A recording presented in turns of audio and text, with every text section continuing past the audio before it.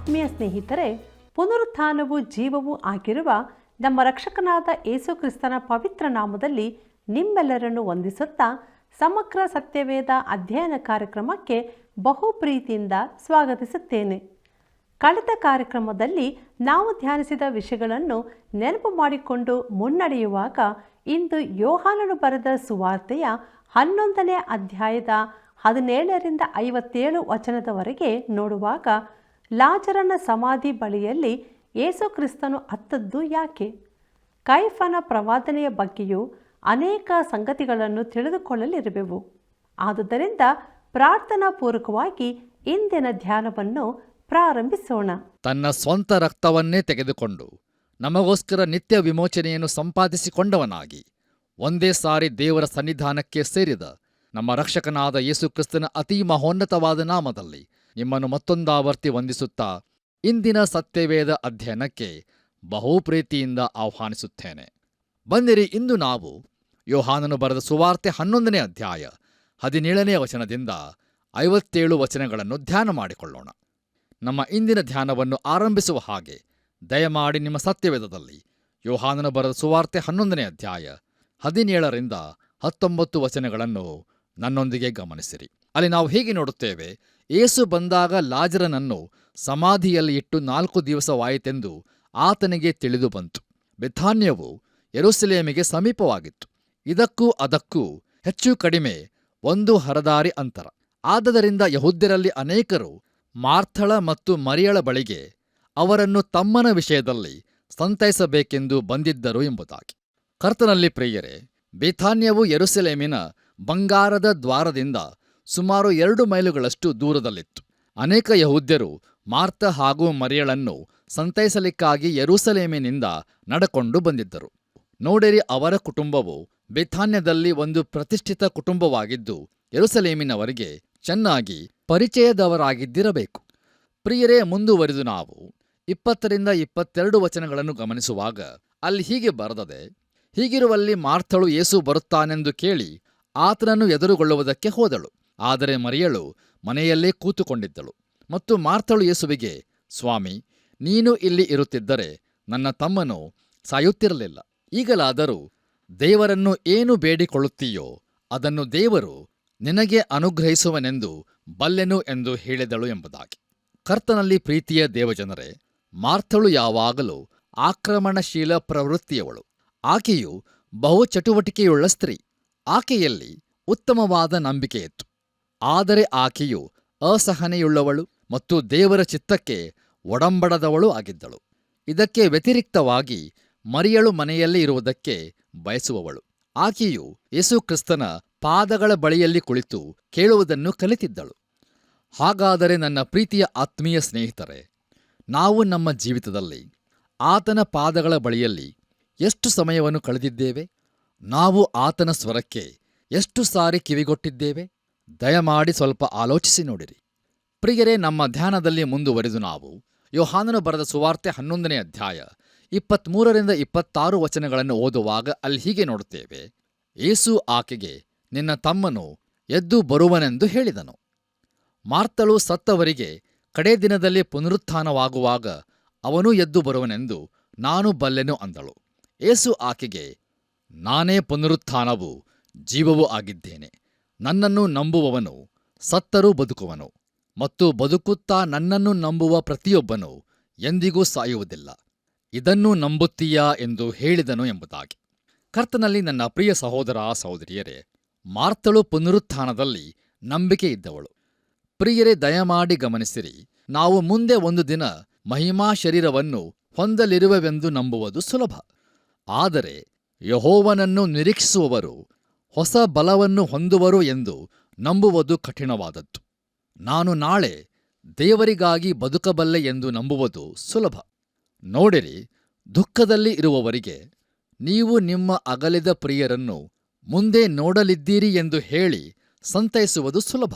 ಅದಕ್ಕೆ ಹೆಚ್ಚಿನ ನಂಬಿಕೆಯ ಅಗತ್ಯವಿಲ್ಲ. ಆದರೆ ನಾನು ನನ್ನ ಪ್ರಿಯರನ್ನು ಈಗ ತಾನೇ ಕಳಕೊಂಡಿದ್ದೇನೆ, ಆದರೆ ದೇವರು ನನ್ನೊಂದಿಗಿದ್ದಾನೆ ಮತ್ತು ಆತನು ಎಲ್ಲವನ್ನೂ ಒಳ್ಳೆಯದನ್ನಾಗಿ ಮಾಡುತ್ತಾನೆ ಎಂದು ಹೇಳಲು ನನಗೆ ತುಂಬಾ ನಂಬಿಕೆ ಬೇಕಾಗುತ್ತದೆ. ನೋಡಿರಿ, ಮಾರ್ಥಳು ಹಳೆಯ ಒಡಂಬಡಿಕೆಯ ಮಾತುಗಳಿಂದಾಗಿ ಸತ್ತವರಿಗೆ ಪುನರುತ್ಥಾನ ಉಂಟು ಎಂಬುದನ್ನು ತಿಳಿದಿದ್ದರೂ ಯೇಸು ಆಕೆಗೆ ಈಗ ಸಹಾಯ ಮಾಡಬಲ್ಲನೆಂದು ನಂಬಲಿಲ್ಲ. ಯೇಸುಕ್ರಿಸ್ತನು ಆಕೆಗೆ ಹೇಳುತ್ತಾನೆ, ಮಾರ್ಥಳೆ, ನಾನೇ ಪುನರುತ್ಥಾನವೂ ಜೀವವೂ ಆಗಿದ್ದೇನೆಂದು ನೀನು ತಿಳಿದಿಲ್ಲವೋ ಎಂಬುದಾಗಿ. ನಮ್ಮಲ್ಲಿ ಯೇಸುಕ್ರಿಸ್ತನು ಇರುವುದಾದರೆ ನಮಗೆ ಜೀವವುಂಟು. ನನ್ನನ್ನು ನಂಬುವವನು ಸತ್ತರು ಎಂಬ ಮಾತು ಆತ್ಮೀಕ ಮರಣಕ್ಕೆ ಅನ್ವಯಿಸುವಂಥದ್ದಾಗಿದೆ. ನೋಡಿರಿ, ಒಬ್ಬನು ಆತ್ಮೀಕವಾಗಿ ಸತ್ತರೂ ಆತನು ಬದುಕುವನು. ಆದ್ದರಿಂದ ಪ್ರಿಯರೇ, ಯೇಸುಕ್ರಿಸ್ತನು ಭವಿಷ್ಯದತ್ತ ನೋಡಿ ತನ್ನನ್ನು ನಂಬಿದವನು ಎಂದಿಗೂ ಸಾಯುವುದಿಲ್ಲವೆಂದು ಹೇಳುತ್ತಾನೆ. ಒಬ್ಬನು ರಕ್ಷಕನನ್ನು ಅಂಗೀಕರಿಸಿದ ಕ್ಷಣದಿಂದ ಅವನಲ್ಲಿ ಜೀವವು ಪ್ರಾರಂಭವಾಗುತ್ತದೆ. ಹೌದು ಪ್ರಿಯರೇ, ಯಾವನಾದರೂ ಜೀವಿಸುತ್ತಿದ್ದು ಯೇಸುಕ್ರಿಸ್ತನಲ್ಲಿ ನಂಬಿಕೆಯನ್ನು ಇಟ್ಟಿರುವುದಾದರೆ ಆತನು ಎಂದಿಗೂ ಸಾಯುವುದಿಲ್ಲ. ಯಾಕಂದರೆ ಯೇಸುಕ್ರಿಸ್ತನು ಈಗಾಗಲೇ ಆತನಿಗಾಗಿ ಸತ್ತಿದ್ದಾನೆ. ಅಂದರೆ ಅವನು ತನ್ನ ಪಾಪದ ಶಿಕ್ಷೆಯಾಗಿರುವ ಮರಣವನ್ನು ಹೊಂದಲಾರನು ಮತ್ತು ಅವನು ದೇವರಿಂದ ದೂರವಾಗಲಾರನು. ಆದ್ದರಿಂದ ಪ್ರಿಯರೇ, ಯೇಸುಕ್ರಿಸ್ತನು ಆಕೆಯನ್ನು ಕೇಳುತ್ತಾನೆ, ನೀನು ಇದನ್ನು ನಂಬುತ್ತೀಯೋ ಎಂಬುದಾಗಿ. ಪ್ರಿಯರೇ, ನಾವು ಮುಂದುವರೆದು ಯೋಹಾನನು ಬರೆದ ಸುವಾರ್ತೆ 11ನೇ ಅಧ್ಯಾಯ 28-31 ವಚನಗಳನ್ನು ಓದುವಾಗ ಅಲ್ಲಿ ನಾವು ಹೀಗೆ ನೋಡುತ್ತೇವೆ. ಇದನ್ನು ಹೇಳಿ ಆಕೆ ಹೋಗಿ ತನ್ನ ತಂಗಿಯಾದ ಮರಿಯಳನ್ನು ಗುಪ್ತವಾಗಿ ಕರೆದು, ಗುರುವು ಬಂದಿದ್ದಾನೆ, ನಿನ್ನನ್ನು ಕರೆಯುತ್ತಾನೆ ಅಂದಳು. ಮರಿಯಳು ಇದನ್ನು ಕೇಳುತ್ತಲೇ ತಟ್ಟನೆ ಎದ್ದು ಆತನ ಬಳಿಗೆ ಹೋದಳು. ಯೇಸು ಇನ್ನೂ ಊರೊಳಗೆ ಬಾರದೆ ಮಾರ್ಥಳು ಆತನಿಗೆದುರಾಗಿ ಬಂದ ಸ್ಥಳದಲ್ಲಿಯೇ ಇದ್ದನು. ಮರಿಯಳ ಕೂಡ ಮನೆಯಲ್ಲಿ ಇದ್ದುಕೊಂಡು ಆಕೆಯನ್ನು ಸಂತೈಸುತ್ತಿದ್ದ ಯಹೂದ್ಯರು ಆಕೆ ತಟ್ಟನೆ ಎದ್ದು ಹೊರಗೆ ಹೋಗುವುದನ್ನು ಕಂಡು ಈಕೆ ಅಳುವುದಕ್ಕಾಗಿ ಸಮಾಧಿಗೆ ಹೋಗುತ್ತಾಳೆಂದು ನೆನೆಸಿ ಆಕೆಯ ಹಿಂದೆ ಹೋದರು ಎಂಬುದಾಗಿ. ಕರ್ತನಲ್ಲಿ ಪ್ರಿಯರೇ, ಮಾರ್ಥಳು ಮರಿಯಳೊಡನೆ ಗುಟ್ಟಾಗಿ ಹೇಳಿದ್ದರು. ನೋಡಿರಿ, ಸಮಾಧಿಯ ಬಳಿಯಲ್ಲಿ ಇಡೀ ಜನಸಮೂಹವೇ ನೆರೆದಿತ್ತು. ಆಕೆಯು ಯೇಸುಕ್ರಿಸ್ತನನ್ನು ಸಂಧಿಸಲು ಹೋಗುತ್ತಿದ್ದಾಳೆಂಬುದು ಆಕೆಯನ್ನು ಸಂತೈಸುತ್ತಿದ್ದ ಯಹೂದ್ಯರಿಗೆ ತಿಳಿದಿರಲಿಲ್ಲ.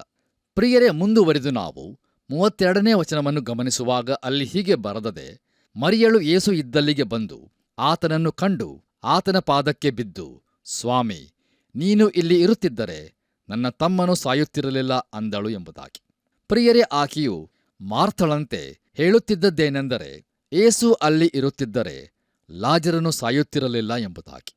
ಯೇಸು ಮುಂದಕ್ಕೆ ಒಂದು ದಿನ ನಾನು ಹೋಗುವುದು ನಿಮಗೆ ಹಿತಕರವಾಗಿದೆ ಎಂದು ಹೇಳಿದ್ದು ಇದಕ್ಕಾಗಿಯೇ. ಪ್ರಿಯರೇ, ಈ ಘಟನೆಯಿಂದಾಗಿ ಅದು ಯಾಕೆ ಹಿತಕರವಾಗಿದೆ ಎಂಬುದಾಗಿ ತಿಳಿಯುತ್ತದೆ. ಯೇಸುಕ್ರಿಸ್ತನು ಹೋಗದೇ ಇರುತ್ತಿದ್ದರೆ ಆತನು ಪವಿತ್ರಾತ್ಮನನ್ನು ಕಳುಹಿಸುತ್ತಿರಲಿಲ್ಲ. ಆದರೆ ಈಗ ಪವಿತ್ರಾತ್ಮನು ಬಂದಿದ್ದಾನೆ ಮತ್ತು ಆತನು ಎಲ್ಲಾ ಕಡೆಯಲ್ಲಿಯೂ ಇದ್ದಾನೆ. ಹೌದು ಪ್ರಿಯರೇ, ಆತನು ಇಂದು ಪ್ರತಿಯೊಬ್ಬ ವಿಶ್ವಾಸಿಯಲ್ಲಿಯೂ ನೆಲೆ ನಿಂತಿರುತ್ತಾನೆ. ಆದ್ದರಿಂದ ಪವಿತ್ರಾತ್ಮನು ನಾನಿರುವಲ್ಲಿ ಇರಬಹುದು ಮತ್ತು ನೀವಿರುವಲ್ಲಿಯೂ ಸಹ ಇರಬಹುದು. ಅಷ್ಟೇ ಅಲ್ಲದೆ ಆತನು ಏಕಕಾಲದಲ್ಲಿ ಭೂಮಿಯ ಇನ್ನೊಂದು ಬದಿಯಲ್ಲಿಯೂ ಇರಬಹುದು. ಯೋಹಾನನು ಬರೆದ ಸುವಾರ್ತೆ 16ನೇ ಅಧ್ಯಾಯ 7ನೇ ವಚನದಲ್ಲಿ ನಾವು ಹೀಗೆ ನೋಡುತ್ತೇವೆ, ಆದರೂ ನಾನು ನಿಮಗೆ ಸತ್ಯವಾಗಿ ಹೇಳುತ್ತೇನೆ, ಕೇಳಿರಿ, ನಾನು ಹೋಗುವುದು ನಿಮಗೆ ಹಿತಕರವಾಗಿದೆ. ಹೇಗೆಂದರೆ ನಾನು ಹೋಗದಿದ್ದರೆ ಆ ಸಹಾಯಕನು ನಿಮ್ಮ ಬಳಿಗೆ ಬರುವುದಿಲ್ಲ. ನಾನು ಹೋದರೆ ಆತನನ್ನು ನಿಮ್ಮ ಬಳಿಗೆ ಕಳುಹಿಸಿಕೊಡುತ್ತೇನೆ ಎಂಬುದಾಗಿ. ಪ್ರಿಯರೇ, ಮುಂದುವರಿದು ನಾವು ಯೋಹಾನನು ಬರೆದ ಸುವಾರ್ತೆ 11ನೇ ಅಧ್ಯಾಯ 33-35 ವಚನಗಳನ್ನು ಓದುವಾಗ ಅಲ್ಲಿ ಹೀಗೆ ಬರೆದದೆ, ಆಕೆ ಗೋಳಾಡುವುದನ್ನು, ಆಕೆಯ ಸಂಗಡ ಬಂದ ಯಹೂದ್ಯರು ಗೋಳಾಡುವುದನ್ನು ಯೇಸು ಕಂಡಾಗ ಆತ್ಮದಲ್ಲಿ ನೊಂದುಕೊಂಡು ತತ್ತರಿಸಿ, ಅವನನ್ನು ಎಲ್ಲಿ ಇಟ್ಟಿದ್ದೀರಿ ಎಂದು ಕೇಳಿದನು. ಅವರು, ಸ್ವಾಮಿ, ಬಂದು ನೋಡು ಅಂದರು. ಯೇಸು ಕಣ್ಣೀರು ಬಿಟ್ಟನು ಎಂಬುದಾಗಿ. ಕರ್ತನಲ್ಲಿ ನನ್ನ ಪ್ರಿಯ ಸಹೋದರ ಸಹೋದರಿಯರೇ, ನಮ್ಮ ಪ್ರಿಯರ ಮರಣದ ಕುರಿತಾಗಿ ದೇವರ ಪ್ರತಿಕ್ರಿಯೆಯು ಏನೆಂದು ತಿಳಿಯಬೇಕಾದರೆ ನಾವು ಈ ವಾಕ್ಯ ಭಾಗವನ್ನು ಗಮನಿಸಬೇಕು.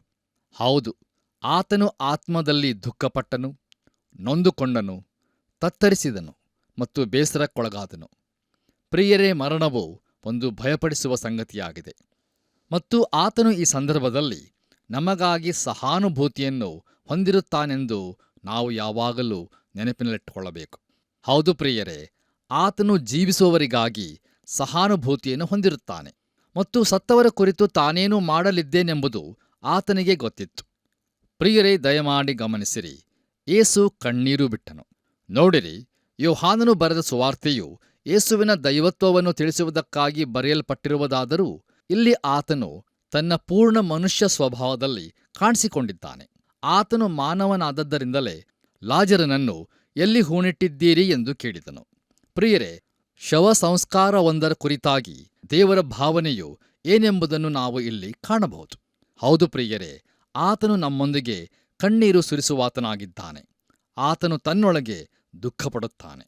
ಪ್ರಿಯರೇ, ಸಮಾಧಿಯ ಬಳಿಯಲ್ಲಿ ಅಳಬಾರದೆಂದು ಹೇಳುವವರನ್ನು ನಾನು ಇಷ್ಟಪಡುವುದಿಲ್ಲ.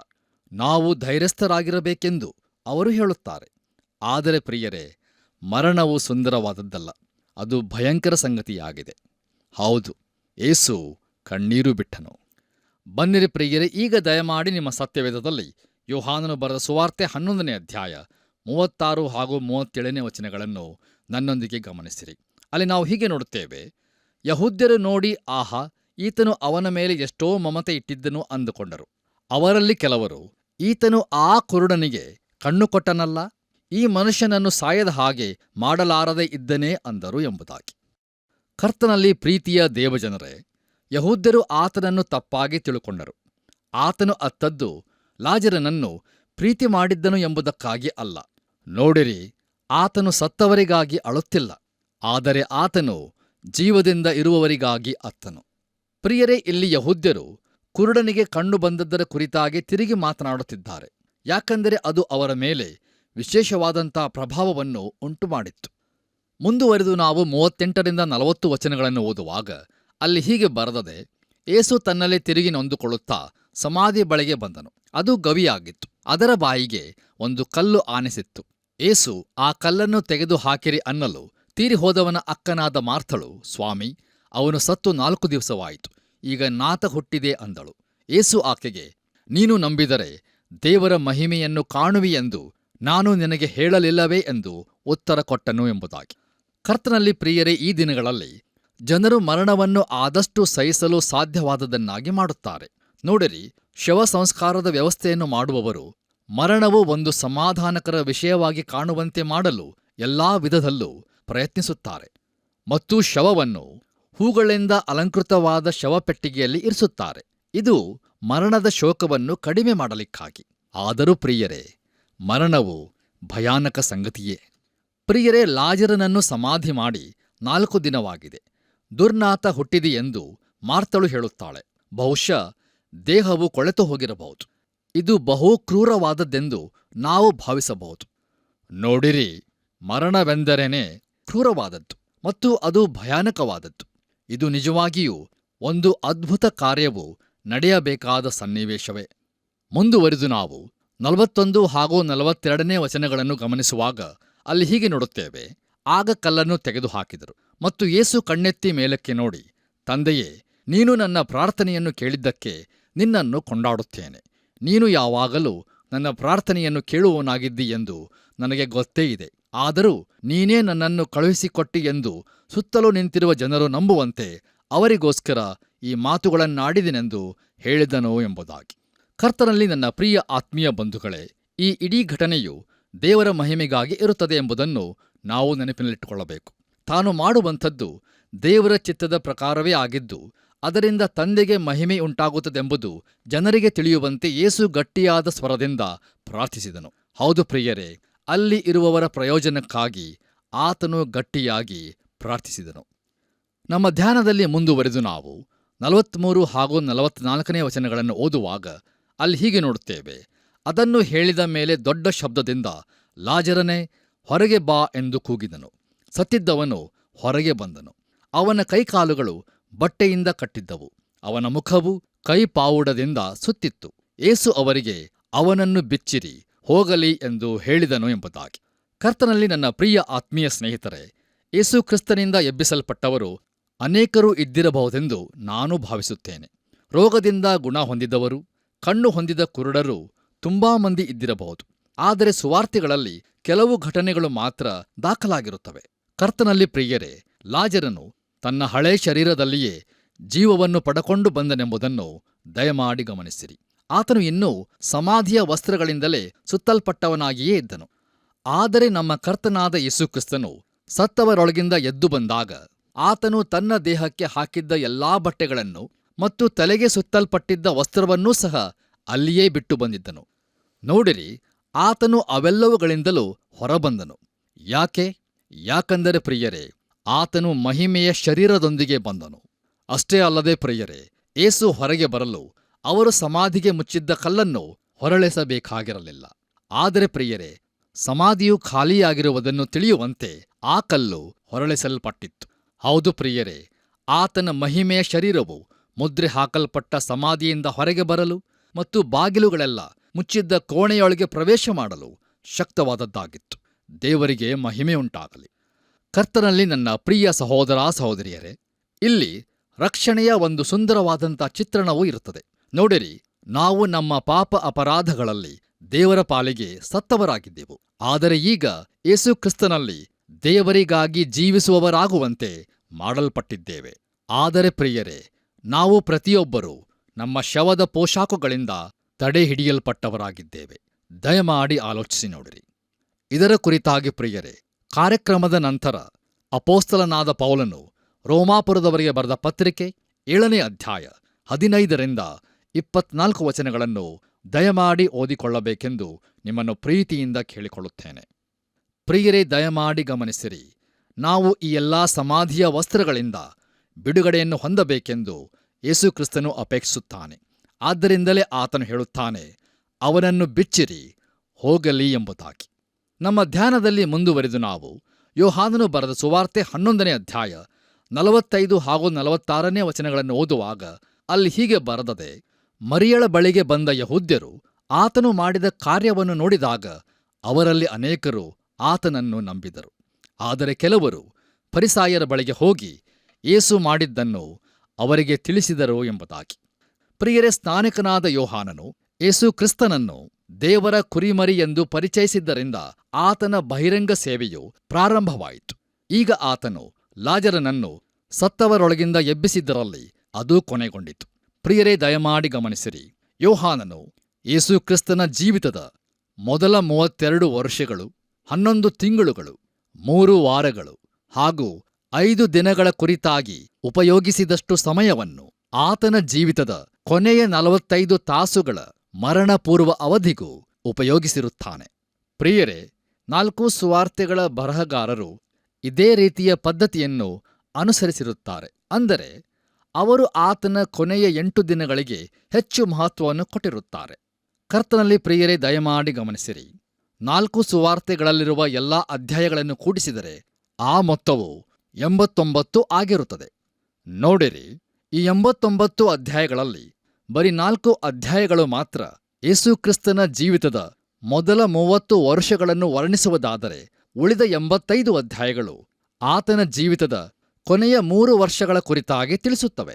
ಅಷ್ಟೇ ಅಲ್ಲದೆ ಪ್ರಿಯರೇ, ಈ 85 ಅಧ್ಯಾಯಗಳಲ್ಲಿ 27 ಅಧ್ಯಾಯಗಳು ಆತನ ಜೀವಿತದ ಕೊನೆಯ 8 ದಿನಗಳ ಕುರಿತಾಗಿ ವ್ಯವಹರಿಸುವವುಗಳಾಗಿರುತ್ತವೆ.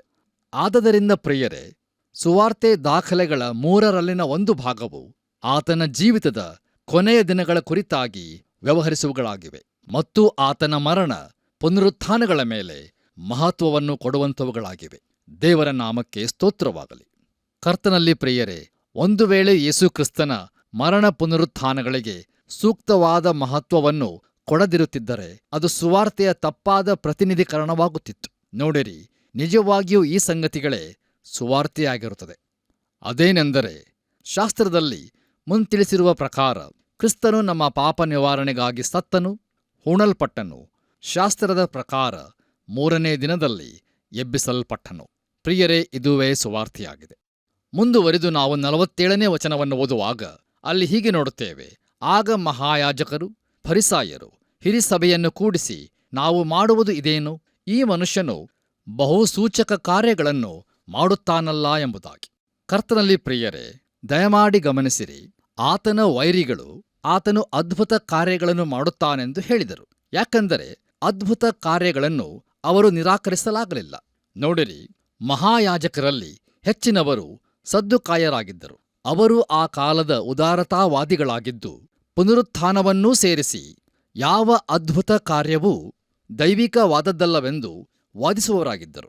ಪ್ರಿಯರೇ, ಫರಿಸಾಯರು ಧಾರ್ಮಿಕ ಸಂಪ್ರದಾಯವಾದಿಗಳಾಗಿದ್ದು ಆಗಿನ ದಿನಗಳಲ್ಲಿ ರಾಜಕೀಯ ಅಧಿಕಾರವನ್ನು ಹೊಂದಿದವರಾಗಿದ್ದರು. ಈ ಎರಡೂ ಪಕ್ಷಗಳು ಎಲ್ಲಾ ವಿಧದಲ್ಲೂ ಪರಸ್ಪರ ವಿರೋಧಿಗಳೇ ಆಗಿದ್ದರು. ಆದರೂ ಇಲ್ಲಿ ಯೇಸುವಿನ ಮೇಲಣ ಹಗೆಯನ್ನು ಸಾಧಿಸುವುದಕ್ಕೂ ಮತ್ತು ಆತನನ್ನು ಕೊಲ್ಲಿಸುವುದಕ್ಕೂ ಅವರು ಒಂದಾಗಿದ್ದರು.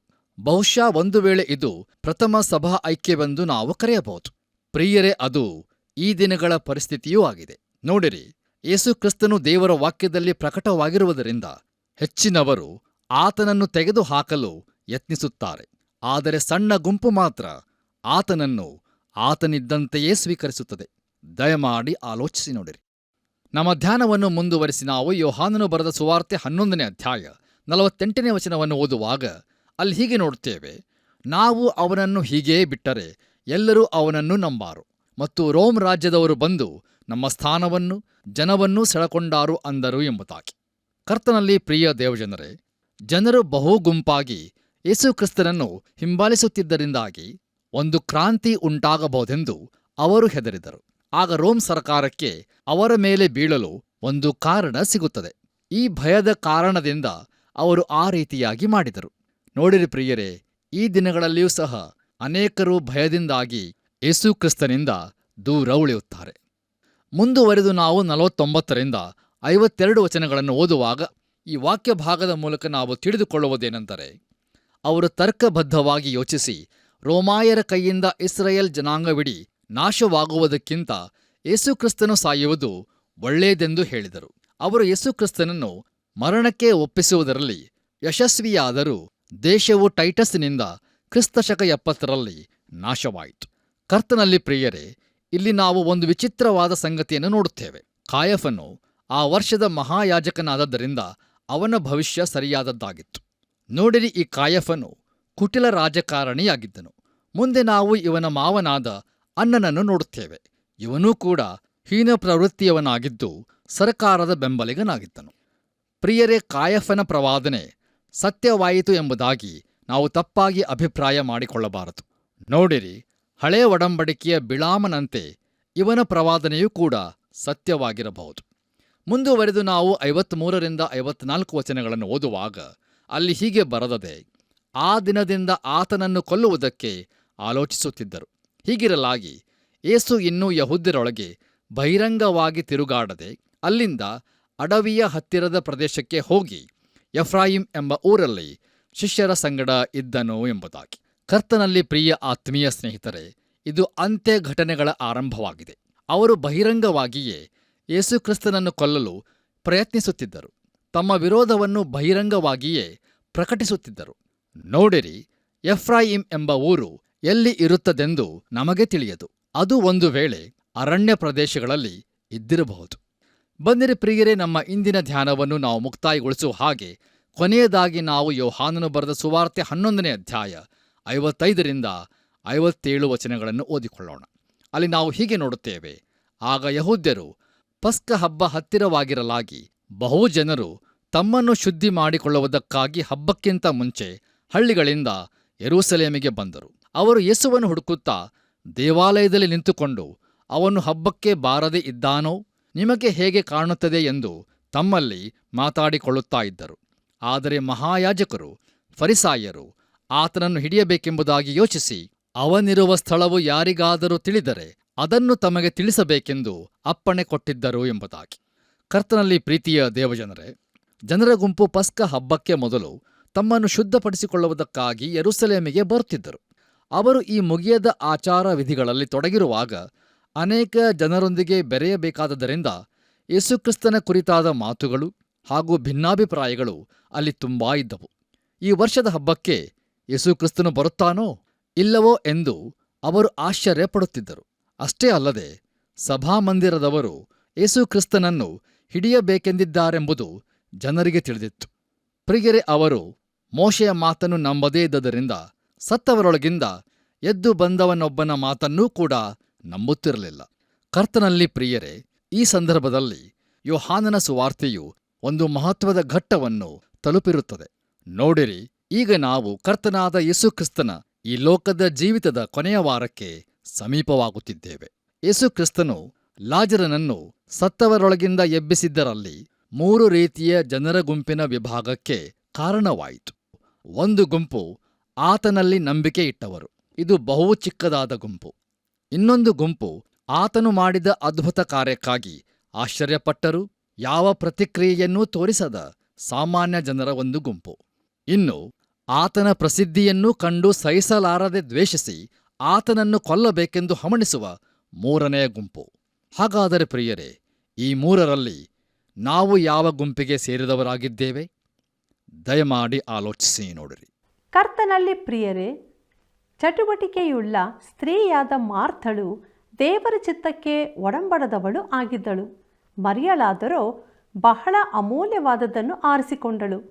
ಲಾಜರನ ಸಮಾಧಿಯ ಬಳಿಯಲ್ಲಿ ಯೇಸು ಪೂರ್ಣ ಮನುಷ್ಯ ಸ್ವಭಾವದಲ್ಲಿ ಕಾಣಿಸಿಕೊಂಡನು. ಆತನು ಕಣ್ಣೀರು ಬಿಟ್ಟನು. ಪ್ರಿಯರೇ, ಮರಣವು ಸುಂದರವಾದದ್ದಲ್ಲ, ಅದು ಭಯಂಕರ ಸಂಗತಿಯಾಗಿದೆ. ಆದ್ದರಿಂದ ಮರಿಯಳಂತೆ ಯಾವಾಗಲೂ ಯೇಸುವಿನ ಪಾದದಲ್ಲಿ ಕುಳಿತವರಾಗಿ ಧನ್ಯರಾಗಿ ಜೀವಿಸೋಣ. ಬನ್ನಿರಿ, ಪ್ರಾರ್ಥನೆ ಮಾಡೋಣ. ಪರಲೋಕದಲ್ಲಿರುವ ನಮ್ಮ ತಂದೆಯಾದ ದೇವರೇ, ಮರಿಯಳಂತೆ ನಾವು ಸಹ ನಿನ್ನ ಪಾದದ ಬಳಿಯಲ್ಲಿ ಕುಳಿತು ನಿನ್ನ ಸ್ವರವನ್ನು ಆಲಿಸುವಂತೆ, ನಿನ್ನ ವಾಕ್ಯಗಳನ್ನು ಧ್ಯಾನಿಸುವಂತೆ ಕೃಪೆ ಮಾಡು. ಈ ಕಾರ್ಯಕ್ರಮವನ್ನು ವೀಕ್ಷಿಸ್ತಿರುವಂಥ ಪ್ರತಿಯೊಬ್ಬರನ್ನು ಸಹ ನೀನು ಆಶೀರ್ವದಿಸಿ ಅವರ ಕುಂದು ಕೊರತೆಗಳನ್ನು ನೀಗಿಸಬೇಕೆಂದು ಯೇಸು ಕ್ರಿಸ್ತನ ಹೆಸರಿನಲ್ಲಿ ಬೇಡಿ ಹೊಂದಿದ್ದೇವೆ ತಂದೆಯೇ, ಆಮೇನ್. ಪ್ರಿಯರೇ, ದೇವರಾತ್ಮವು ದಿನವೂ ನಮ್ಮನ್ನು ಶುದ್ಧೀಕರಿಸುತ್ತಾ ನಂಬಿಕೆಯಲ್ಲಿ ದೃಢಪಡಿಸುತ್ತಿರುವಾಗ ನಮ್ಮ ಜೊತೆ ಇರುವ ಬಲಹೀನರನ್ನು ಬಲಪಡಿಸಲು ಪ್ರಯತ್ನಿಸೋಣ. ಹಿಂದೆ ನಮಗೆ ಕರೆ ಮಾಡಿರಿ. ದೇವರ ಕರುಣೆ ನಿಮ್ಮೊಂದಿಗಿರಲಿ.